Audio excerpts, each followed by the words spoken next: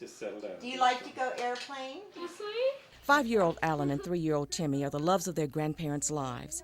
By outward appearances, they're typical playful boys. But when Alan was just over a year old, a talkative, loving little boy suddenly changed. And that's the real maddening part of this, is they seem to be progressing normally. Then they hit this wall, and then they start fading behind the wall. That wall is autism, a neurobiological disorder whose cause is unknown. It robs children of their ability to speak and to understand words and ideas. These children have abnormal responses to sight, sound, touch, smell, and taste. Sharon and Logan Fink were just beginning to understand Alan when Timmy came along. When he heard my voice, he would come scooting toward me to get picked up and hugged by Grandpa. At about 18 months, that started fading into the distance. Timmy was going behind the wall, too. I can't have a conversation with them, you know.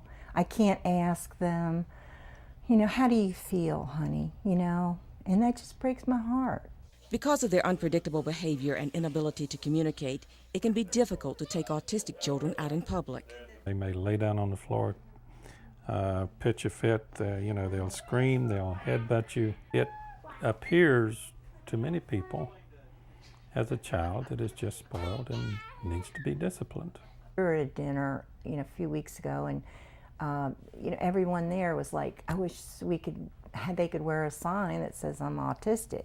I made a definite decision that I was going to, number one, help my grandchildren, and number two, educate as many people as possible. It was his grandsons who unwittingly railroaded the plan for Logan's mission to educate the public and find funding for research. Autistic children don't adapt well to change, and they can sit and do the same thing or watch the same video for hours. Alan and Timmy were fascinated with the cartoon show Thomas the Tank Engine, so Grandpa decided to ride the rails. San Antonio, LA, Seattle, Vancouver, Winnipeg, Ottawa. And I spoke to a couple of groups in Ottawa, then down to D.C., at the very end of it, over in Tallahassee. Grandma was the scheduler, making sure every possible contact could be made along the way. It was something they had to do. God has given us this challenge and this blessing. Challenge and blessing. I kind of look at it that way. Because they are a blessing to us. They really are.